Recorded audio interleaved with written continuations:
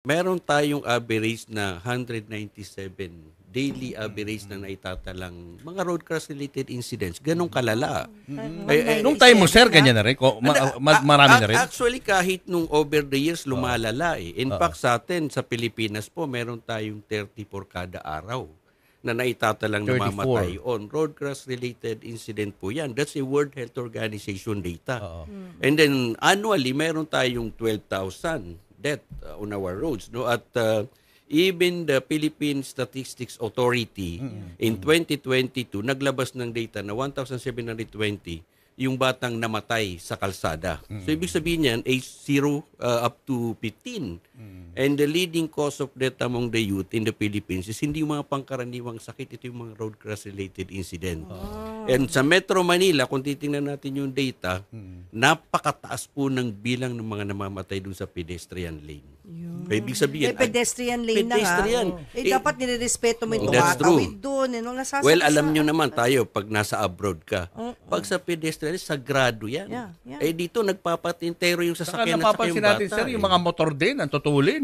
Well, totoo yan. Dahil kita nyo naman, ang Metro Manila, whether we like it or not, in 2023, tayo yung nag-number 1 doon sa worst traffic city, no? Na kumbaga, yung bang 10 kilometers, kailangan mo kunin ng 25 hours based on the parang tonton index, no, traffic index. So, ibig sabihin niya, dumarami yung mga numero ng ating mga sasakyan, pero nagkukulang tayo dun sa intervention. And, well, the good thing naman is that MMDA and as well as other enforcement agencies are doing their job. No? But, ang kailangan pa rin po talaga natin, yung magkaroon tayo ng policy intervention that's are sustainable and long-term at that, which is legislation and probably yung consistent information and implementation. Pag sinabing road rage, kailan ba maituturing na ano yun? Na kumbaga kung pagbabasehan natin yung bill, kailan po maituturing na may road rage na nangyari? Kasi ang dami natin napapanood, diba, yung nagkakaroon. Tama yan. Diba? Pero wala pa munang, kumbaga walang physical na na dapuan ng kamay o ng anuman, no? Pero pag sinabing road rage, kailan po nagsisimula yun? Well, nagsisimula po yan kapag it is predicated on traffic altercation. Okay. Well, of course, hindi naman lahat ng away pwede mong i-consider na road rage yan.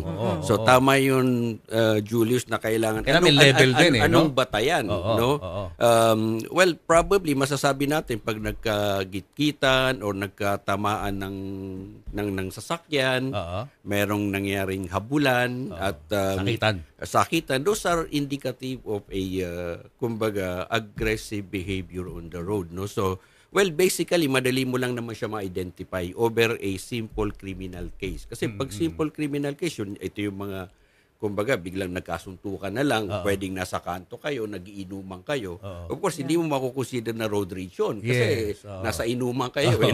Pero kung ito, nagkatinginan kayo ng masama at nagkagitgitan kayo, well, that qualifies for a road rage as an aggressive road behavior.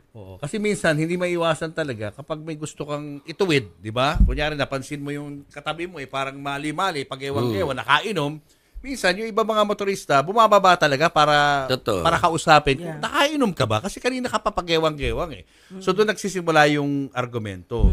Pero tingin ko, sir, kapag ganun, hindi pa siguro pwedeng i-classify as road rage kapag walang physical pa nangyari. Well, kasi nakikita ko yung mga nagkaganunan na yun, nananakit na talaga yung mga lumalabas. Pero yung sigawan, road rage na yun. Yung murahan, yung murahan. Siguro po nag-uusap lang. Yun. Kasi minsan nakukuha ng video, parang nagko-confrontation. Yun. Parang wala pa siya sa level ng well, siguro, rage. Parang i-qualify natin. Qualify dapat. When do you consider one as a road rage? Halimbawa, nagkasakitan.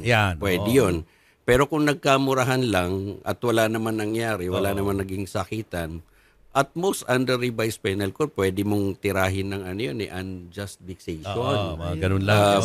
But then again, kung walang sakitan na nangyari dyan, pwede mo pa rin siyang habulin dun sa suspension ng kanyang driver's license, being reckless at that or being improper person to operate a motor vehicle. Bakit dito, sir, sa kaso nitong Namarel, ang LTO nagpataw lang ng suspension doon sa license? Hindi tinerminate yung ano. Yung, Well, ano kasi yun, may procedure tayo dyan, Julius, no? Una, pwedeng 90 days and pwede namang i-revoke yan or pwedeng i-suspend yan. But meron tayong tinatawag na pacing. Pero ako, in this case, itong sa nangyari sa Ayala, na Maril, nakasuhan naman na siya ng murder, no? It's an unbailable offense. Palagay ko, mutan academic na kung isususpend mo pa yung license. So, hindi naman makakapag-drive yan eh.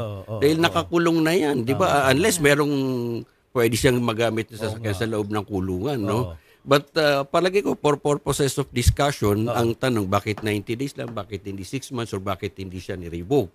And that's precisely why napaka-limited nung jurisdiction ng LTO pagdating doon sa administrative proceeding. Kaya ang tingin ko nga dyan, dapat kung merong bill na ipopropose sa Congress, automatic yan na pag alimbawa sa inquest proceeding pa lang, meron ng probable cause na ito talagang guilty.